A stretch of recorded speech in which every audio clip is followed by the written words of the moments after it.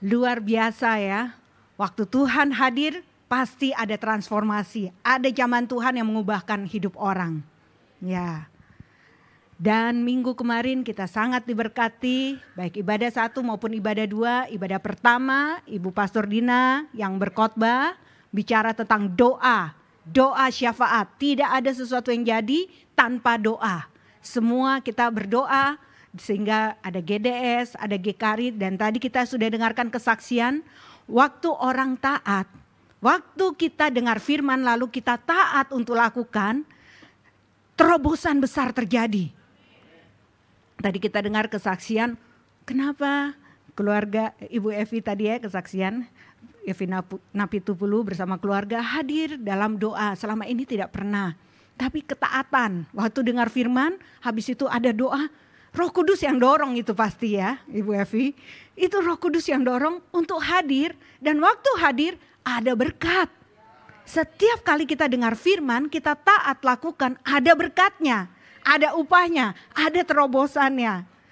Saya juga dengar satu kesaksian yang berbeda lagi. Minggu kemarin ada juga orang tua bersama anak yang hadir, dengarkan firman. Waktu dikatakan suami istri, keluarga harus adakan doa bersama. Hari itu, sejak hari itu jadi rema. Selama ini jarang doa bersama, kemudian jadi doa bersama, orang tua doa sendiri bersama, kebetulan anak bekerja, tapi terjadi serangan roh jahat terhadap si anak. Tapi dalam serangan itu, anak itu selamat, dia melihat dalam mimpinya, lalu dia juga, ini serangannya dalam tidur ya, waktu dia sedang tidur diserang dalam mimpi, dia dibangunkan. Dan Tuhan selamatkan dia lewat apa? Orang tuanya. Kemudian dia dengar, oh karena orang tuanya berdoa. Jadi Bapak Ibu Saudara, doa kita itu besar kuasanya. Tuhan yang bisa jaga anak-anak. Para orang tua doakan. Anak juga berdoa untuk orang tua, untuk keluarga. Jadi kita GDS semuanya sudah berubah. Sekarang semua keluarga berdoa. Amin. Selalu berdoa bersama orang tua, suami istri, dengan anak juga berdoa. Amin. Dan saya percaya ada banyak lagi kesaksian yang lainnya yang kita bisa saling ceritakan satu sama lain. Waktu kita taat, pasti ada berkatnya, taat firman. Nah pada pagi hari ini Tuhan berikan firman Tuhan, judulnya jangan takut. Itu judulnya. Coba katakan bersama saya, jangan takut. Ya, amin. Tema kita masih sepanjang tahun ini menjelang kedatangan Tuhan. Tuhan Yesus akan datang segera. Tapi kita tahu menjelang kedatangan Tuhan Yesus, bumi akan semakin menakutkan. Semua akan semakin digoncangkan. Apa yang orang bisa andalkan hari ini besok tidak bisa lagi. Semua akan digoncangkan supaya orang hanya datang mencari satu-satunya gunung batu yang kuat. Yang bisa diandalkan yaitu Tuhan Yesus namanya. Menjelang kedatangan Kristus, Tuhan mau semua orang itu diselamatkan supaya jangan satu orang pun binasa. Maka Tuhan melakukan segala cara Tuhan yang sangat super kreatif itu untuk menarik perhatian tiap orang. Tiap orang berbeda-beda cara Tuhan bicara. Tapi Tuhan pasti bicara kepada tiap orang untuk menarik semua orang datang kepada Tuhan Yesus. Ada yang perlu ditarik dengan masalah, dengan kesulitan, dengan berbagai hal. Itu bukan karena Tuhan menjadi marah atau Tuhan membenci, tidak. Tuhan tetap sama, dia tetap baik, dia tetap mengasihi dan Tuhan mengasihi sampai akhir. Tapi di tengah semuanya ini yang terjadi di tengah dunia, anak-anak Tuhan juga ada hidup di sini. Kita juga akan merasakannya, musim berganti kita rasakan. Goncangan terjadi kita merasakannya. Segala sesuatu di dunia ini juga turut kita rasakan. Tapi ada perbedaannya, yaitu Tuhan ada di dalam kita dan kita di dalam Dia. Amin. Jangan takut, itu pesannya. Jangan takut. 2 Korintus pasal 10 ayat yang kelima kita akan lihat bersama. Dan kita baca dengan bersama-sama juga. Kami mematahkan setiap siasat orang dan merubuhkan setiap kubu yang dibangun oleh keangkuhan manusia untuk menentang pengenalan akan Allah. Kami menawan segala pikiran dan menaklukkannya kepada Kristus. Saya mau garisi di sini, ini ngomongnya soal peperangan rohani. Perhatikan kata-katanya, kami mematahkan setiap siasat. Kalau bahasa Inggris, boleh ditampilkan bahasa Inggris juga. Cast down all imaginations. Ya, ini NKJV arguments. Ya, sama. Arguments, kalau di KJV, King Jesus, yang ya ini dia. Dibilang imajinasi. Imajinasi, katakan bersama saya imajinasi. Jadi imajinasi ini perlu kalau bahasa Indonesia tadi diterjemahkannya kami mematahkan. Artinya dia dikalahkan, turun ke bawah. Setiap siasat orang, boleh kembali ke tadi KJV lagi. Imagination. Imajinasi itu apa Bapak Ibu Saudara? Imajinasi itu gambaran, suatu gambaran yang dibentuk oleh pikiran kita sendiri. Kita punya pikiran, di dalam pikiran kita ada gambaran, itu imajinasi. Kita bisa mengimajinasikan berupa gambar, berupa suara, bahkan mengimajinasikan bau-bauan. Seakan-akan imajinasi itu sendiri punya perasaan panca indera. Dia bisa mengimajinasikan rasa sakit, rasa senang, perasaan-perasaan pun bisa diimajinasikan. Nah, imajinasi kita ini tidak boleh dikuasai ketakutan. Kita ngomong soal jangan takut. Takut itu ada di mana? Imajinasi juga. Salah satunya yang paling kuat, imajinasi orang sehingga orang menjadi takut. Nah, imajinasi ini harus dikalahkan. Ini namanya peperangan rohani. Jadi peperangan rohani itu tidak hanya di luar tubuh kita dengan roh-roh jahat di angkasa, tapi ada di dalam imajinasi. Dan juga mematahkan atau merubuhkan setiap kubu di sini, every high thing that exalted itself against the knowledge of God.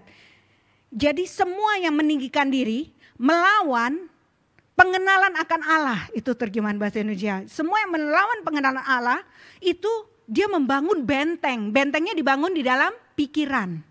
Di dalam pikiran ini ada benteng yang dibangun. Ada imajinasi, lalu imajinasi itu terus direnungkan, dipikirkan, lalu dia jadi benteng di pikiran kita. Sehingga apapun yang kita lihat, kita sudah langsung menilai ini seperti kejadian dulu itu. Belum terjadi pun kita sudah imajinasikan, mati ini, pasti mati. Padahal belum, atau tidak akan. Karena gambaran itu ada di pikiran. Kenapa gambaran itu terus tinggal? Dia sudah jadi benteng, makanya dia tinggal. Dia bukan sekali-sekali lagi, dia sudah kuat jadi benteng. Kemudian kita lanjutkan, boleh bahasa Indonesia lagi. Merubuhkan setiap kubu yang dibangun oleh keangkuhan manusia untuk menentang pengenalan akan Allah. Maka apa yang harus kita lakukan? Menawan segala pikiran dan menaklukkannya kepada Kristus. Coba kita baca kalimat yang terakhir itu, kami menawan. 1, 2, 3. Kami menawan segala pikiran dan menaklukkannya kepada Kristus. Menawan itu kata-kata perang. Kayak ambil, kita perang, kalahkan, lalu tawan. Jadi dia tidak boleh bebas. Dia dimasukkan penjara, dia diikat. Dia di bawah batas, kita taruh batas. Dalam bahasa Inggris, boleh kembali ke KJV lagi. Ditulis di situ, bringing into captivity. Jadi ditawan, every thought to the obedience of Christ. Supaya dia taat kepada Kristus, kepada pikiran Kristus. Bapak Ibu Saudara, salah satu senjata peperangan iblis yang sangat selalu digunakan untuk menyerang semua manusia, bukan hanya anak Tuhan, siapa saja diserang, senjatanya adalah ketakutan. Itu nama senjatanya. Bagaimana iblis menyerang? Dia tidak selalu tampak terlihat seperti hantu atau sesuatu. Kalau Indonesia bilang kuntilanak lah apa segala macam ya, ada banyak namanya. Dia tidak menyerang dalam bentuk-bentuk itu saja, tapi dia menyerang dalam imajinasi. Roh itu tidak ada, dia tidak terlihat, tapi ada di kepala kita. Kita tidur pun kita gelisah, kita bangun mau makan pun kepikiran. Diajak ngomong enggak mudeng, enggak nyambung. Kenapa? Karena pikirannya lagi berimajinasi. Lagi memikirkan sesuatu. Apa yang dipikirkan? Ketakutan.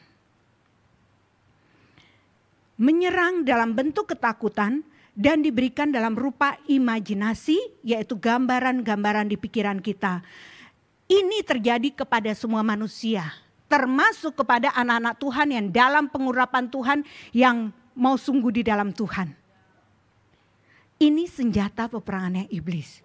Tapi cara melawannya juga dengan peperangan rohani, yaitu ditawan, ditaklukkan kepada pikiran Kristus. Dari mana kita tahu ada pikiran Kristus? Dari firman. Jadi firman Tuhanlah yang bisa mengalahkan pikiran-pikiran imajinasi kita ini. Kita akan belajar hal ini supaya jangan takut. Jangan takut ini bukan hanya untuk beberapa orang, untuk semua orang. Termasuk saya, termasuk semua yang hidup. Ayat yang ketiga di 2 Korintus 10, kita baca bersama ayat yang ketiga dan keempat. Memang kami masih hidup di dunia, tetapi kami tidak berjuang secara duniawi. Karena senjata kami dalam perjuangan bukanlah senjata duniawi, melainkan senjata yang diperlengkapi dengan kuasa Allah yang sanggup untuk meruntuhkan benteng-benteng. Jadi senjata Allah sanggup meruntuhkan tadi benteng-benteng di dalam pikiran kita dan imajinasi kita. Pernah dengar perang mental, perang saraf. Perang mental dulu, kalau di situ menang, yang lain gampang. Mungkin pernah lihat di berita ya, antar Korea Selatan, Korea Utara, terus dikirimkan apa? Suara, dipasang suara lagu sekencang-kencangan dari Korea Utara ke Selatan. Selatan juga pasangin K-pop sekencang-kencangan, kayak gitu kan. Itu perang apa itu? Itu lagi perang mental. Itu saling mengintimidasi dengan cara gitu. Yang satu lempar kirim sampah diterbangkan, pernah baca beritanya. yang satu nggak tahu melakukan apa, tapi perangnya seperti itu. Sebenarnya apa yang dilakukan itu kan nggak mematikan, itu tidak membunuh. Malah pas kita baca apa sih ini, tapi itu menyiksa orang-orang yang tinggal yang kena suara kencang itu maupun yang kejatuhan sampahnya. Bahkan ya BAB manusia juga dikirim. Itu ada di berita Bapak Ibu Saudara. Itu perangnya sekarang antar perbatasan. Apa yang terjadi sebenarnya? Itulah peperangan yang kita hadapi setiap hari. Kita tidak berjuang secara duniawi. Senjata kita juga bukan senjata dunia. Bukan pikiran manusia. Bukan hikmat kemampuan manusia untuk mengambil keputusan. Bukan kecerdasan, kepintaran dan pertolongan orang atau koneksi. Pertolongan kita, senjata kita adalah diperlengkapi dengan kuasa Allah yang sanggup meruntuhkan benteng-benteng. Kalau dibilang jangan takut, itu artinya siapkan persenjataanmu, kita berperang. Itu kalau dibilang jangan takut, ini dia. Karena ketakutan itu dimulai bukan di luar, di dalam. Di dalam sini, di dalam bayangan kita. Yohanes pasal 10 ayat yang ke-10. Kita lihat, nanti saya akan jelaskan dengan contoh-contoh supaya kita semakin mengerti. Mari kita baca bersama. Pencuri datang hanya untuk mencuri dan membunuh dan membinasakan. Aku datang supaya mereka mempunyai hidup dan mempunyainya dalam segala kelimpahan. Setan itu pencuri. Dia datang untuk mencuri, membunuh, membinasakan. Bagaimana caranya dia mencuri? Tidak hanya materi kita diambil orang, karena setan pakai lewat orang, pencuri ambil. Bukan itu saja. Apa yang dicuri? Curi damai sejahtera. Curi konsentrasi. Curi daya ingat. Mencuri Sehingga kita gelisah, gak bisa istirahat dengan baik di malam hari. Tidur pun gelisah, mencuri kesehatan, mencuri segala sesuatu. Dan dia akhirnya kepada membunuh. Mungkin secara fisik kita tidak dibunuh. Tapi apa yang kita tadinya harapkan, cita-citakan, kita tinggalkan. Itu sudah mati, gak mungkin, mustahil. Itu pembunuhan.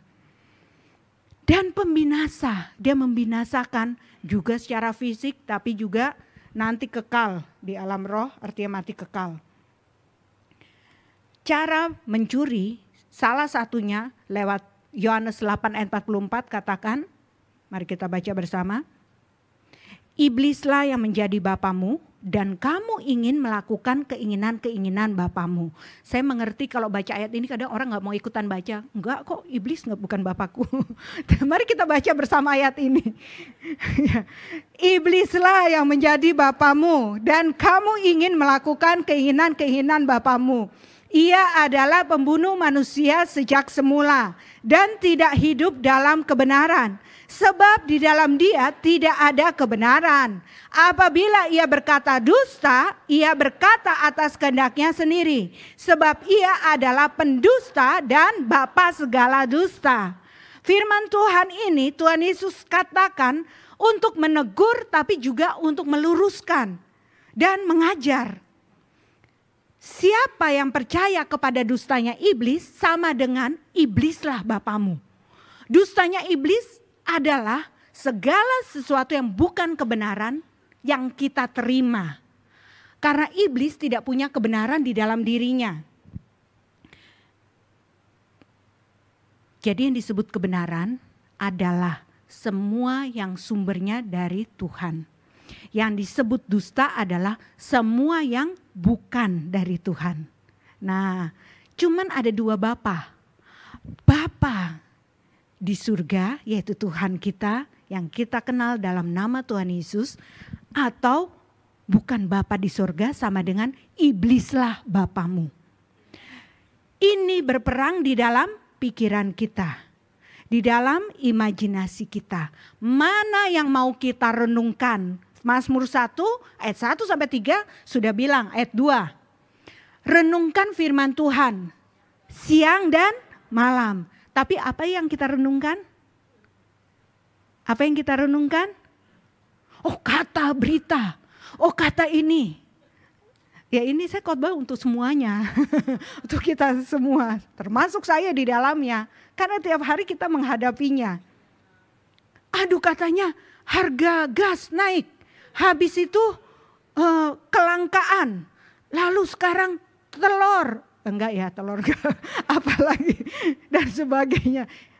Itu semuanya bukan yang dari Tuhan kan? Di pandangan Tuhan itu dusta. Oh, kok dusta? Itu fakta dunia. Fakta, tapi bukan dari Tuhan. Yang dari Tuhan itu yang harus kita makan, kita kunyah secara rohani.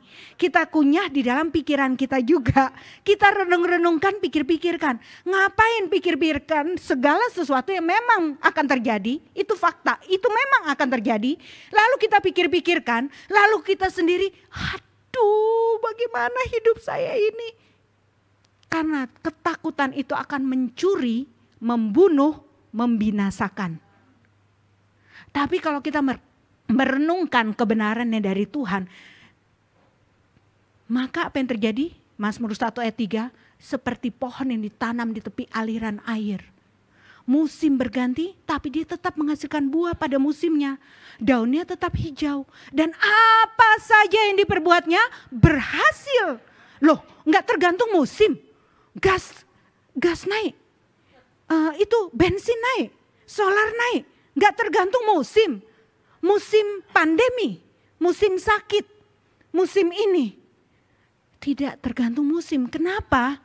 Karena sumbernya dari Tuhan. Segala sesuatu ini bicara soal peperangan rohani. Waktu kita sudah bersama Tuhan, maksudnya kita menang, kemenangan kita tentu Tuhan Yesus sudah menang. Dan kita harus terus-menerus meyakinkan diri sendiri dan memperkatakan saya menang di dalam Tuhan. Tapi pikiran kita juga harus menang. Pikiran ini Jadi waktu kita menghadapi apapun, peperangan itu dimulai di sini. Di pikiran-pikiran ini, maka kita harus kalahkan dia. Tidak semua imajinasi, tidak semua pikiran harus kita terima, oh itu pikiran saya. Itu belum tentu pikiranmu Bapak Ibu Saudara. Itu sesuatu yang disodorkan setan, roh-roh jahat. Dia sodorkan rasa takut, rasa cemas. Dia sodorkan. Tuhan Yesus saja digoda oleh iblis, apalagi kita. Disodorkan. Tapi kalau kita tidak mau terima, caranya bagaimana?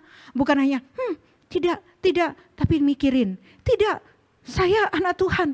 Saya Mazmur 1 ayat 1 sampai 3 menghafal, tapi mulai mikirkan, merenungkannya siang dan malam. Malam gak bisa tidur.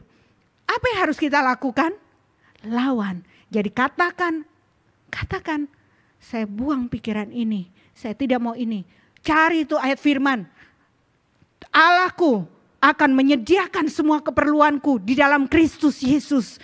Tuhanku mendengar doaku. Aku sepakat berdoa, suami istri atau orang tua anak. Sepakat berdoa apa yang kami doakan dalam nama Tuhan Yesus. Tuhan berjanji sendiri. Dia mendengar, Bapa akan memberikan jawaban. Apa yang kita pilih di dalam pikiran-pikiran dan perundungan kita akan jadi. Itu akan jadi. Karena yang keluar dari mulut kita itu sumbernya ada di hati kita. Bagaimana kita tahu hati kita? Itu pikiran-pikiran kita itu hati kita. Apa yang keluar dari mulut kita itu hati kita. Saya anak Tuhan, saya pemberani. Tapi apa yang keluar dari mulut? Aduh, berapa lama lagi ya saya begini? Saya sendiri, nggak ada yang ini. Keluhan. Saya nggak ngomelin orang, cuman ngeluh. Apa yang diucapkan itu isi hati. Berarti belum menang.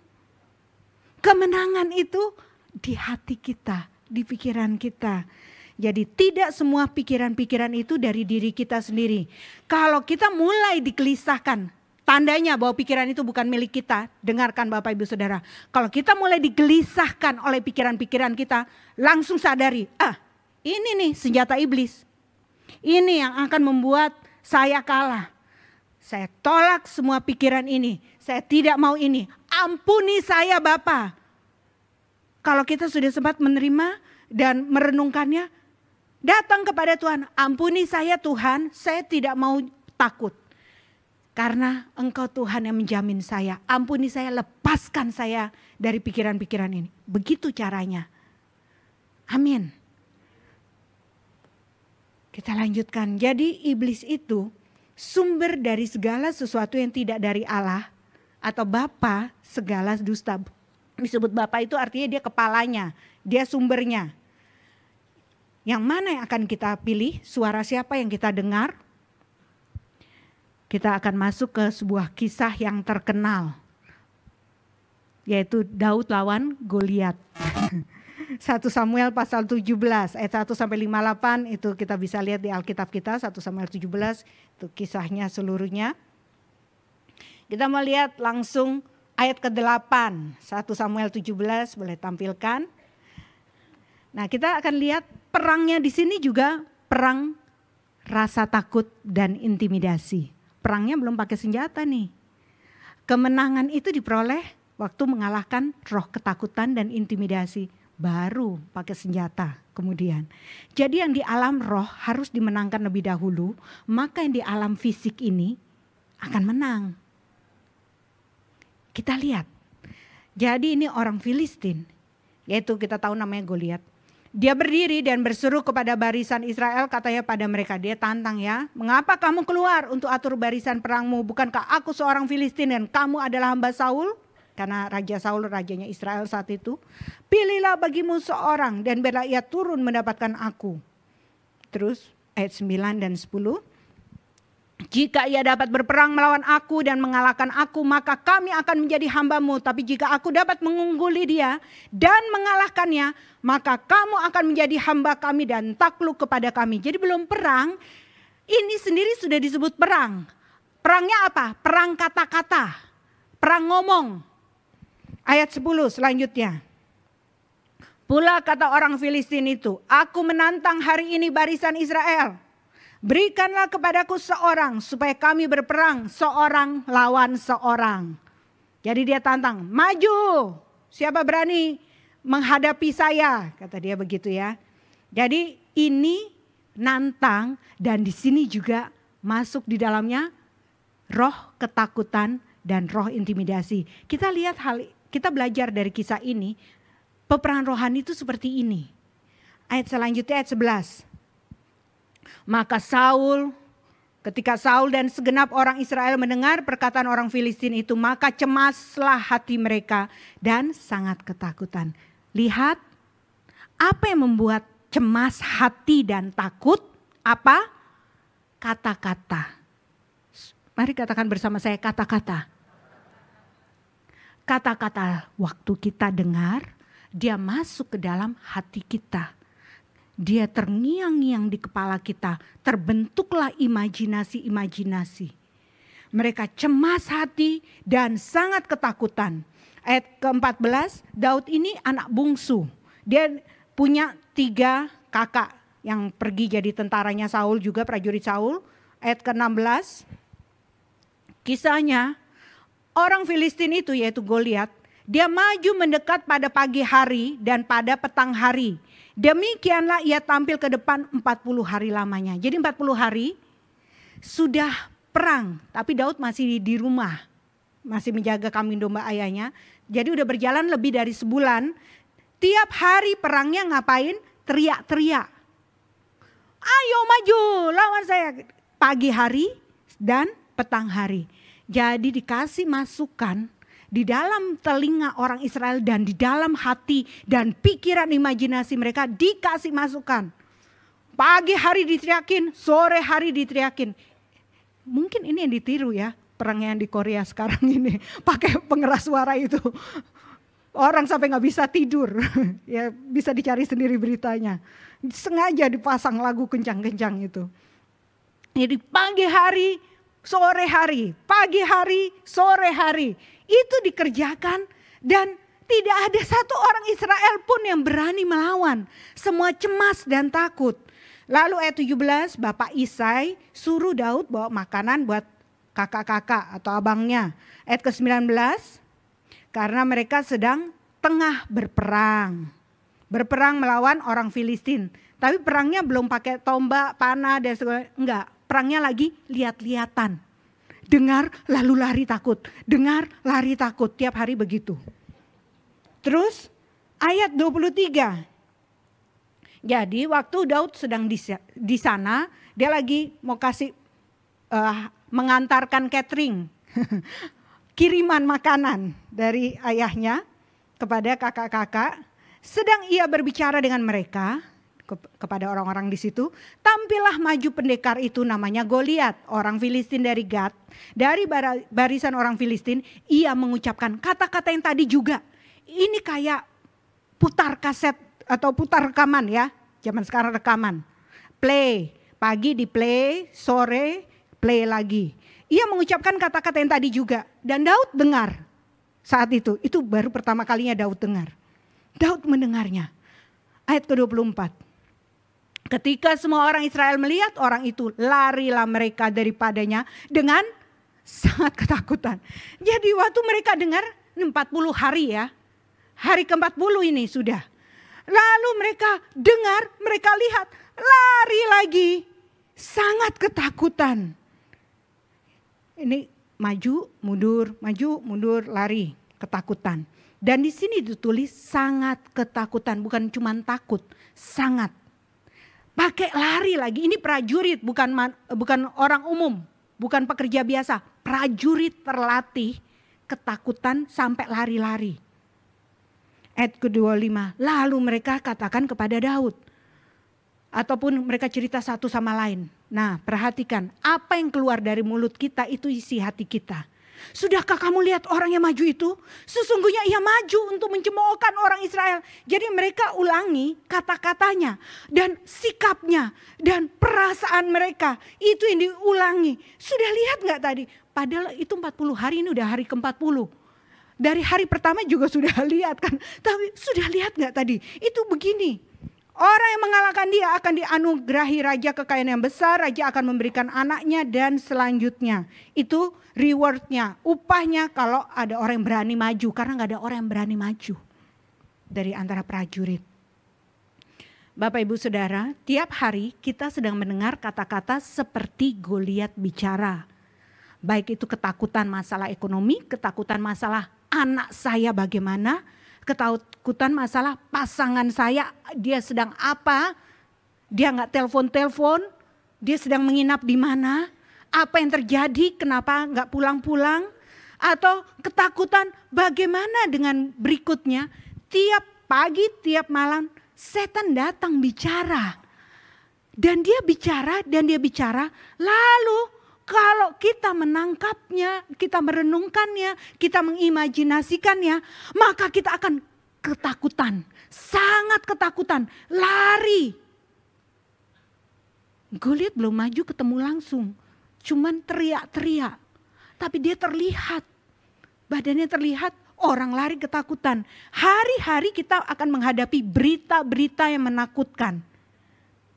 Dan kalau kita terus-menerus pagi sore, merenungkannya lagi siang dan malam, maka kita kondisinya akan seperti ini. Lalu yang keluar dari mulut kita adalah, katanya begini ya, katanya begitu. Kalau sakit ini katanya cuma sekian hari, nanti habis itu akan begini. Lalu saya akan mati. Lalu bagaimana anak saya? Bagaimana dengan keluarga? Bagaimana dengan ini?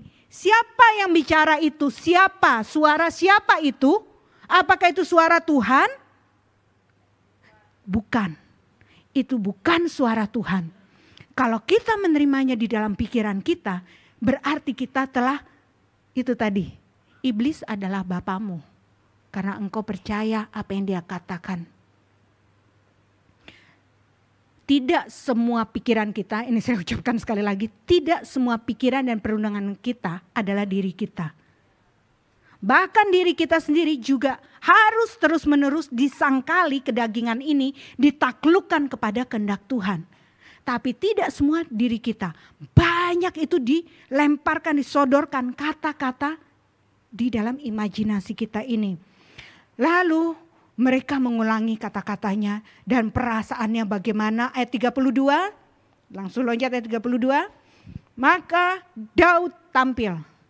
Kepada Saul dia berkata, janganlah seseorang menjadi tawar hati karena dia. Hambamu ini akan pergi melawan orang Filistin itu.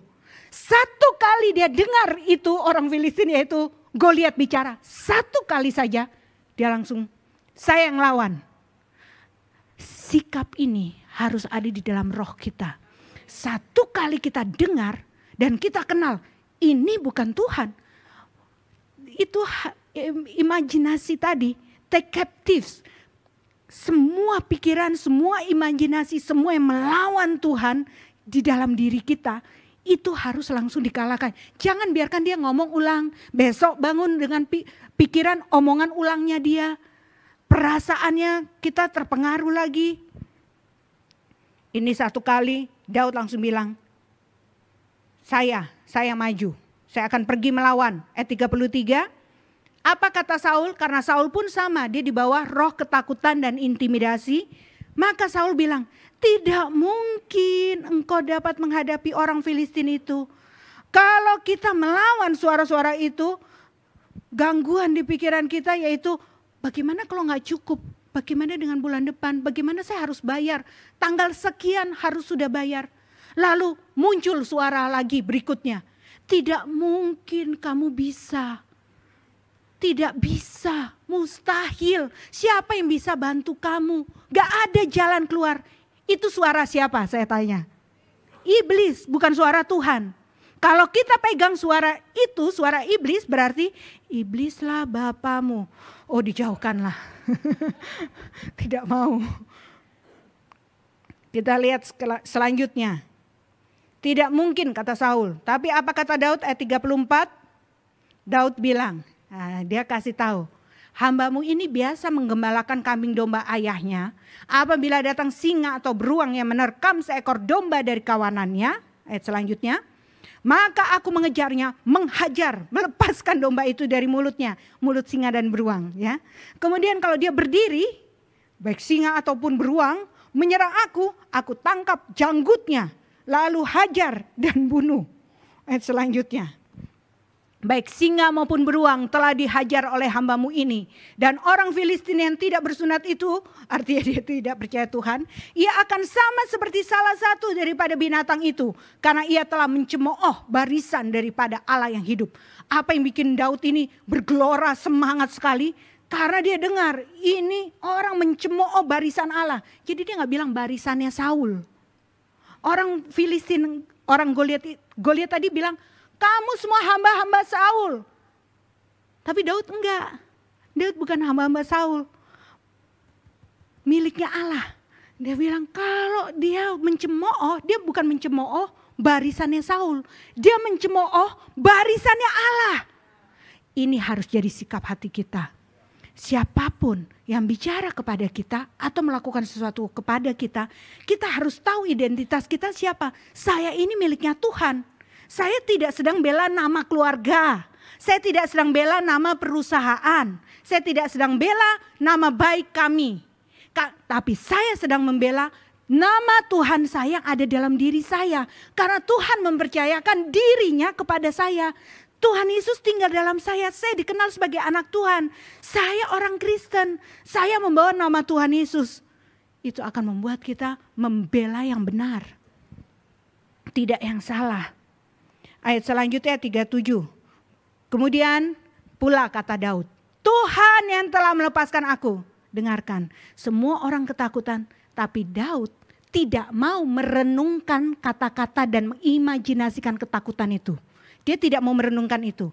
Dia lawan, dia hancurkan atau patahkan tadi pikiran-pikiran, kata-kata imajinasi tersebut dengan kata Tuhan yang telah melepaskan aku dari cakar singa dan dari cakar beruang, dia juga akan melepaskan aku dari tangan orang Filistin itu.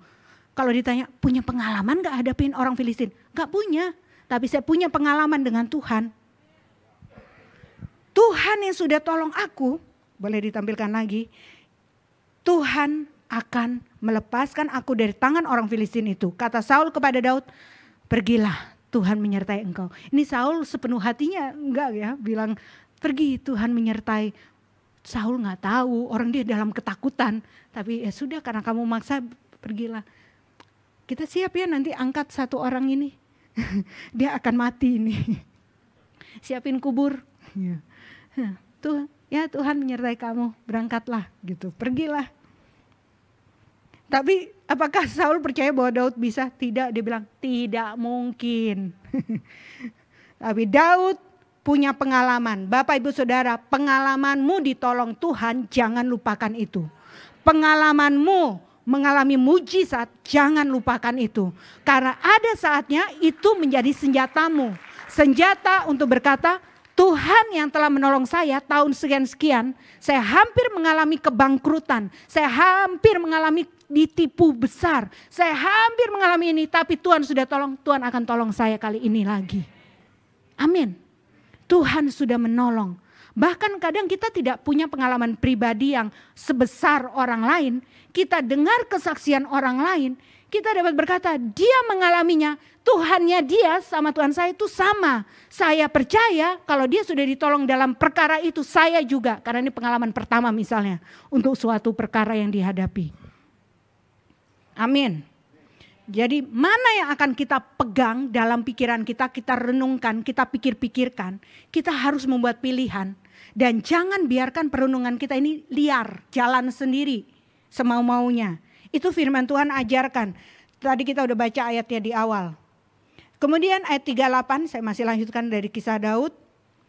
Lalu Saul, ya kan dia gak percaya nih Daud ini bagaimana dia mau melawan. Ya sudahlah, daripada nanti disalahkan ini raja kirim anak kecil. Pakailah bajunya raja, baju perang. Ketopong tembaga di kepala, dikenakan baju sirah kepadanya. Ayat selanjutnya. Lalu Daud mengikatkan pedangnya di luar baju perang. Kemudian dia berikhtiar, maksudnya dia niat ingin jalan. Ini belum pernah nyoba jalan pakai perlengkapan senjata yang seperti itu. punyanya badannya Saul lagi. Waktu dia ingin jalan, gak bisa. Maka berkatalah Daud, aku tidak dapat berjalan dengan pakai ini. Belum pernah aku mencoba. Kemudian dia tanggalkan, berat. Dan itu kalau kita pakai, ini gambaran dari kita pakai caranya orang lain. Oh orang lain caranya gitu, saya juga Oh gitu, ini katanya metodenya gini. Saya juga. Tuhan selalu mau berikan original dari Tuhan melalui firman-Nya dengan terang oleh Roh Kudus. Waktu kita dengar firman, kita dengar kesaksian, itu enggak plek begitu saja. Kita terima, Roh Kudus masuk dalam kita dan kita didorong. Oh, dia berdoa, baik saya akan berdoa. Tapi Tuhan akan bekerja lain, sesuai kebutuhan tiap orang berbeda-beda. Sesuai dengan diri kita juga, kepribadian kita berbeda-beda. Tuhan bekerja secara khusus itu bagi tiap orang. Maka Daud tanggalkan, itu punyanya Saul, itu perlengkapan senjatanya Saul. Tapi saya, Daud, perlengkapan senjatanya adalah dengan kuasa Allah. Kuasa Allah. Bapak, Ibu, Saudara, engkau perlengkapan senjatamu adalah kuasa Allah. Kuasa Tuhan. Dan selanjutnya, ayat ke-40. Dan majulah Daud. Lalu dia bawa apa? Tongkat di tangan. Lalu dia pilih 5 batu yang licin di sungai. Licin ya, bagus karena di dalam air ya terkikis.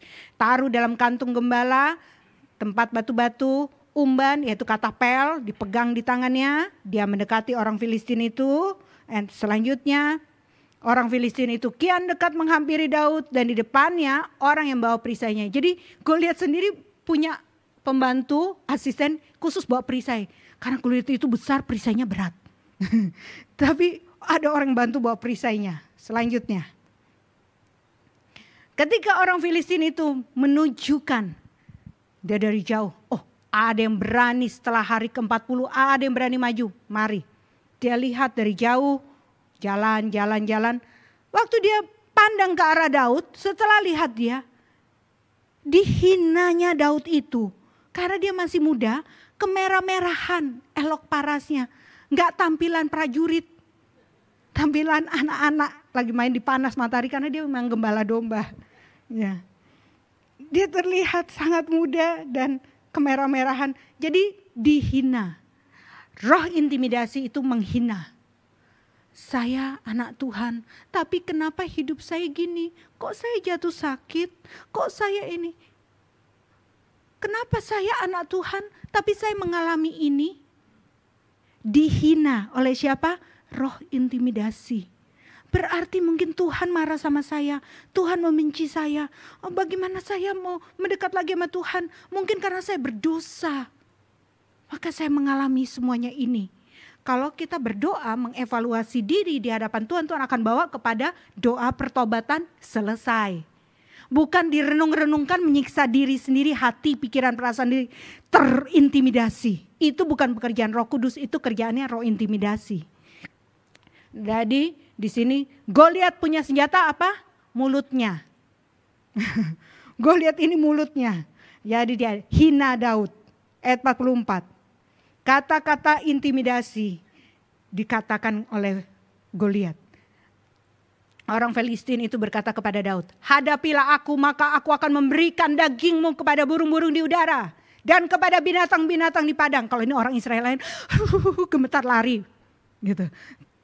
Dia ngomong kata-katanya seperti itu. Ayat 45. Tetapi Daud berkata kepada orang Filistin itu, engkau mendatangi aku dengan pedang dan tombak dan lembing. Tapi aku mendatangi engkau, mari kita baca, dengan nama Tuhan semesta alam. Allah segala barisan Israel yang kau tantang itu. Sikap kita, Bapak Ibu Saudara, sikap di dalam hati dan roh kita harus seperti ini. Prajurit Tuhan, kita diberikan perlengkapan senjata. Kalau perlengkapan senjata diberikan buat siapa? Pasti buat perang, buat prajurit Tuhan. Aduh Pastor Debbie, saya mau perlengkapan senjata Tuhan, tapi gak usah perang. Buat duduk-duduk di rumah, menikmati hidup di dunia ini. firman Tuhan bilang kita diberikan perlengkapan senjata Allah. Gunakan seluruh perlengkapan senjata Allah. Artinya apa? Siap perang. Nah, Daud ini datang lalu udah dihina-hina, diomong segala macam, tetap dia datang dengan hati percaya. Aku datang dengan nama Tuhan. Kamu datang dengan perlengkapan senjatamu, aku datang dengan nama Tuhan. Nama Tuhan Yesus itu senjata kita, Bapak Ibu Saudara dengar. Nama Tuhan Yesus, darah Tuhan Yesus, kuasa darah Tuhan Yesus, itu senjata peperangan kita. Apapun kita doa atau kita ucapkan, katakan dalam nama Tuhan Yesus, itu senjata kita. Dia datang dengan nama Tuhan. Saya tidak bawa pengalaman, kemampuan saya atau backup. Backup apa, orang Israel semua sembunyi, berdiri dari jauh. Aduh, bentar lagi dia mati. Tapi dia datang dengan nama Tuhan. Maka yang terjadi adalah Tuhan benar-benar berdiri buat Daud. Karena dia berdiri untuk nama Tuhan, Tuhan berdiri untuk Daud. Dan selanjutnya ayat 46, kita lihat hari ini juga Tuhan akan menyerahkan. Ini namanya deklarasi. Deklarasikan imanmu Bapak Ibu Saudara. Iman bukan kekhawatiranmu. Apa yang kau ucapkan harus berdasarkan firman, itu namanya deklarasi iman. Karena iman itu punya dasar firman ya. Hari ini juga dia ucapkan, aku akan mengalahkan engkau. Hari ini juga aku akan memberikan mayatmu, mayat tentara orang Filistin dan sebagainya. Supaya seluruh bumi tahu bahwa Israel mempunyai Allah. Itu tujuan akhirnya. Kenapa dia berani maju? Supaya semua orang tahu Israel punya Tuhan. Supaya semua keluarga saya, supaya semua teman saya, supaya semua orang tahu bahwa Tuhan Yesus itu hidup dalam saya. Itu harus jadi motivasi kita. Peperangan rohani ada tujuannya. Tujuannya supaya orang tahu bahwa Tuhan Yesus itu baik. Dia mendengar doa, dia menolong. Amin. Dan selanjutnya ayat 47, supaya tahu bahwa Tuhan menyelamatkan bukan dengan pedang dan bukan dengan lembing, sebab di tangan Tuhanlah pertempuran. Dan ia pun menyerahkan kamu ke dalam tangan kami. Siapa yang menentukan kemenangan? Tuhan. Di tangan Tuhan pertempuran. Artinya dia tidak terlepas daripada pandangan atau kontrolnya Tuhan. Tuhan di mana? Tuhan tetap bertahta dan memerintah atas hidup anak-anak Tuhan. Sekalipun ada pertempuran terjadi di dunia ini dengan berbagai hal yang kita harus hadapi dalam hidup. Tapi katakan pertempuran ini milik Tuhan, bukan milik saya. Saya tidak akan gunakan senjata-senjata licik. Kompromi dengan bantuan-bantuan lain untuk membuat saya naik di promosi karena saya sedang berperang ini. Ada orang menggunakan santet, menggunakan kuasa kegelapan. Bagaimana dengan saya bisa naik kalau dia menggunakan itu? Dengan nama Tuhan. Dengan nama Tuhan Yesus. Supaya orang tahu ini karena Tuhan Yesus. Ayat 48, maka Daud, dia bukan jalan Bapak Ibu Saudara. Ketika orang Filistin itu bergerak maju untuk menemui Daud, maka segeralah Daud apa?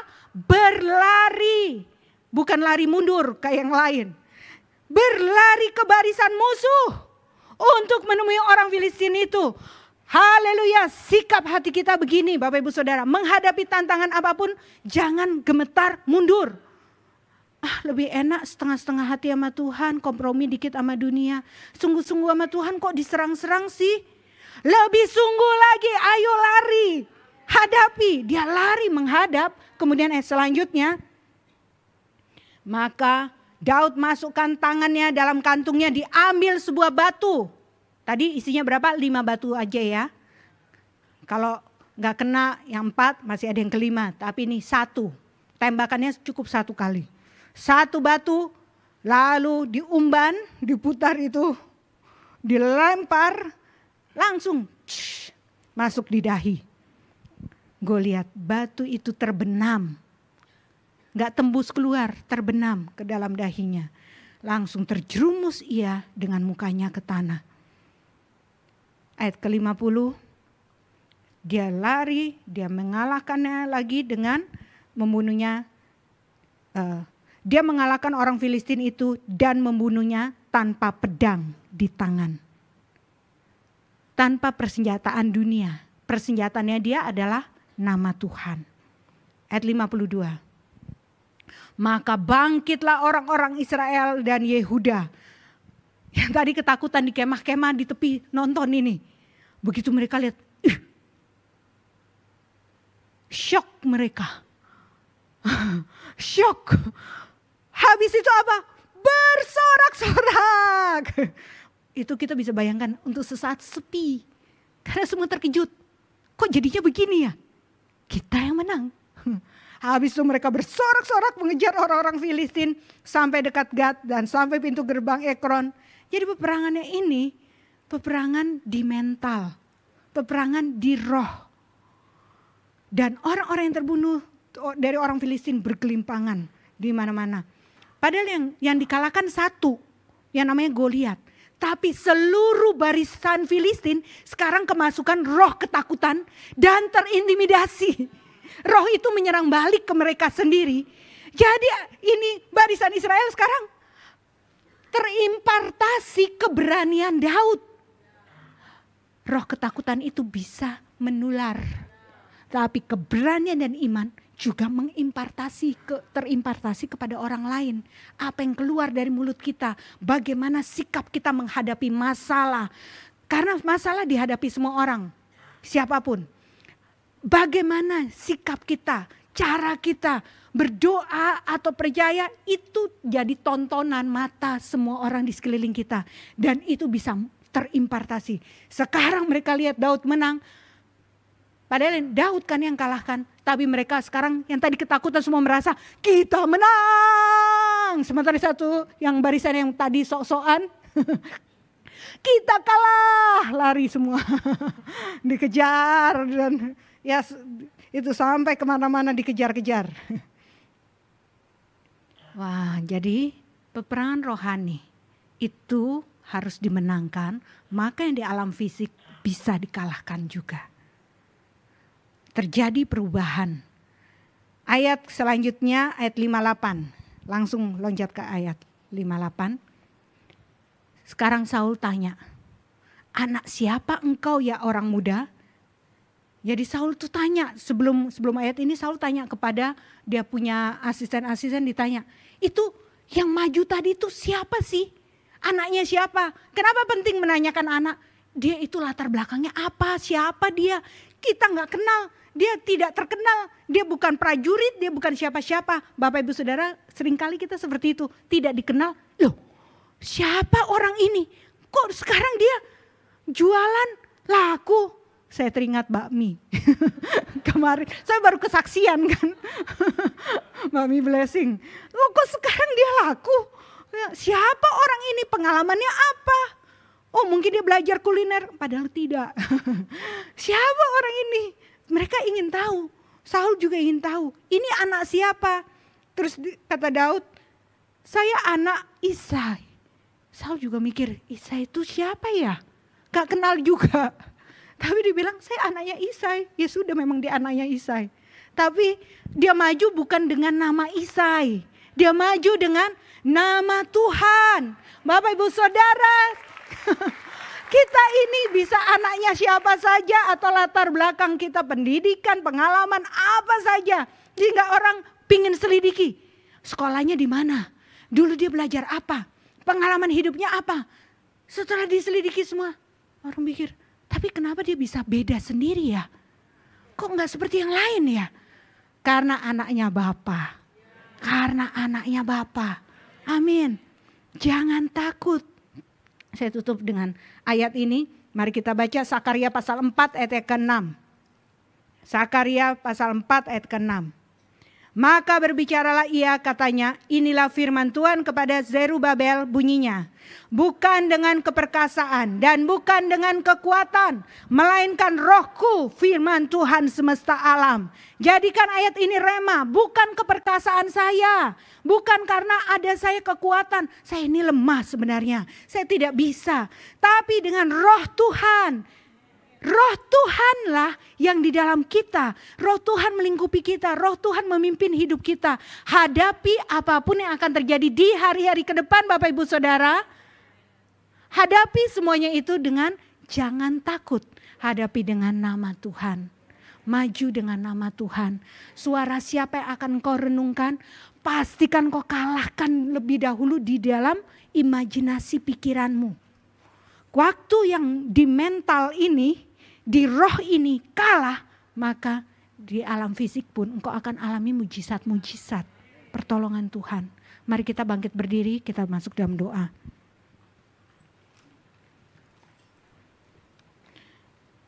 Firman Tuhan katakan, Tuhan tidak memberikan kepada kita roh ketakutan, melainkan roh yang membangkitkan kekuatan, kasih, ketertiban. Jadi ketakutan bukan hanya feeling.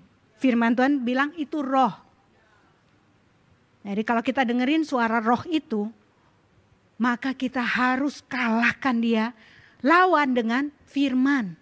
Perkatakan firman, renungkan firman yang melawan suara tadi. Dan bertobat. Tuhan ampuni saya sudah takut. Firman Tuhan juga katakan kalau kita khawatir, apa yang Tuhan katakan? Jangan kamu khawatir, bawa dalam doa dan permohonan disertai dengan ucapan syukur, maka Allah sumber damai sejahtera. Ya, damai sejahtera Allah yang melampaui segala akal pikiran itu akan pelihara hati dan pikiranmu dalam Kristus Yesus. Mari kita buka hati. Terima kasih banyak Bapa untuk firman-Mu. Saat ini kami berdoa. Bapak Ibu Saudara, saya berdoa tapi jadikanlah ini doamu. Ampuni kami Bapa. Ampuni kami kalau kami dikuasai ketakutan dan kekhawatiran. Sampai-sampai kami jatuh sakit atau gelisah, tidak bisa makan, sulit berkonsentrasi. Bahkan kadang tidak mendengar waktu orang-orang terdekat kami bicara. Ampuni kami Bapa. Karena Tuhan tidak mau kalau kami bekerja sama dengan roh ketakutan. Ampuni kami juga Bapa kalau kami menjadi marah, kasar atau emosian karena ketakutan. Ketakutan yang menguasai hati. Kami minta ampun, kami bertobat. Artinya kami tidak mau melakukan itu lagi. Kami serahkan semua kekhawatiran kepadamu. Beberapa saat mari masing-masing berdoa, apa sih yang menjadi kebutuhanmu? Apa yang engkau khawatirkan? Mari saat ini berdoa pribadi pada Tuhan. Katakan, Tuhan, ini kekhawatiran saya, tolong saya Tuhan. Mungkin untuk kondisi rumah, untuk kondisi pekerjaan, untuk studi, atau untuk kesehatan. Serahkan itu pada Tuhan. Katakan, Tuhan, saya percaya Engkau sanggup. Karena nama Tuhan Yesus ada pada saya. Dan kemuliaan hanya bagi nama Tuhan Yesus. Dan mari beberapa saat lagi kita berdoa. Serahkan pikiran-pikiranmu, imajinasimu. Serahkan pada Tuhan. Tuhan Yesus, kami menyerahkan pikiran, imajinasi kami, perasaan kami, bayangan-bayangan yang kami renungkan. Dikuduskan oleh kuasa darah Tuhan Yesus. Kami telah bertobat, kami telah minta ampun. Basuh kami sekarang dengan darah-Mu. Bersihkan Tuhan. Roh Tuhan, Roh Kudus, api Roh Kudus membakar semua hal yang tidak ditanam oleh Bapa di sorga. Dibakar, dicabut sampai di akar-akarnya. Dibersihkan dari pikiran-pikiran, dari perasaan-perasaan yang kami pegang selama ini. Dan Tuhan, kami akan terus perkatakan firman. Firman akan meruntuhkan terus menerus benteng-benteng yang berusaha dibangun. Tiap kali benteng-benteng itu dibangun, harus diruntuhkan dalam nama Tuhan Yesus. Terima kasih banyak Bapa. Dan saat ini dalam nama Tuhan Yesus, Bapak Ibu Saudara, kalau engkau dikuasai roh ketakutan, engkau termasuk yang menderita karena takut, terima dengan iman, saya akan berdoa engkau dilepaskan sekarang. Dalam nama Tuhan Yesus, setiap roh ketakutan, roh kekhawatiran yang menguasai, mencengkeram hati, perasaan kami, bahkan sampai kadang membuat sakit perut, membuat pusing, membuat sesak, membuat rasanya tidak mampu bekerja. tidak bisa bangun dari tempat tidur, tidak kuat untuk menghadapi hari. Semua roh ini dalam nama Tuhan Yesus kami hancurkan, kami lepaskan, kami buang dalam nama Yesus. Kami usir dari diri kami usir dari jemaat-jemaat, kami usir yang mengikuti online juga, dari setiap orang yang terikat. Tuhan lepaskan dalam nama Tuhan Yesus. Terima dengan iman dalam nama Yesus. Ikatan dilepaskan, diputuskan. Yang terganggu di saat tidur, yang terganggu di dalam pemikiran, Tuhan lepaskan. Yang membuat engkau jatuh sakit karena kata-katamu mengulangi kata-kata iblis, yaitu pendusta tadi. Engkau memperkatakan ulang-ulang kata-kata dusta itu. Sekarang tubuhmu sakit dalam nama Yesus karena engkau bertobat. Tuhan lepaskan, Tuhan lepaskan, Tuhan bebaskan. Engkau bangkit dari tempat tidur, engkau sembuh, engkau sehat, engkau kuat dalam nama Yesus. Engkau bergerak lagi, engkau bisa beraktivitas normal. Tuhan berikan kekuatan yang baru, Tuhan berikan kesegaran yang baru, Tuhan berikan energi yang dari Tuhan. Engkau mampu menghadapi setiap hari karena Tuhan Yesus. Terima kasih Bapa, terima kasih Tuhan Yesus. Haleluya, terima kasih Tuhan. Terima kasih. Sekali lagi saya berdoa, kami mendeklarasikan, kami cabut dari hati kami semua roh ketakutan. Kami tidak mau simpan semua ketakutan dan kekhawatiran. Damai sejahtera Allah yang melampaui segala akal pikiran masuk sekarang, penuhi hatimu, menjaga pikiranmu, menjaga perenungan imajinasimu, menjaga di alam bawah sadarmu. Damai sejahtera Allah masuk, berhembus Roh Kudus, meniup semua yang tidak benar keluar dari hatimu, keluar dari pikiran perasaanmu. Api Tuhan membakar, memurnikan, menguduskan dalam nama Yesus. Haleluya. Terima kasih Bapa. Amin. Tepuk tangan buat Tuhan, sorak-sorai. Terima kasih Tuhan. Tuhan sudah lepaskan, Tuhan sudah bebaskan. Kami menang, kami menang, kami percaya. Katakan, saya percaya saya menang. Saya percaya saya menang. Sekali lagi, saya sudah menang. Saya sudah menang. Saya kuat. Saya kuat. Saya sehat. Saya sehat. Saya berkelimpahan. Saya segar. Saya segar. Sukacita. Sukacita. Haleluya. Puji Tuhan.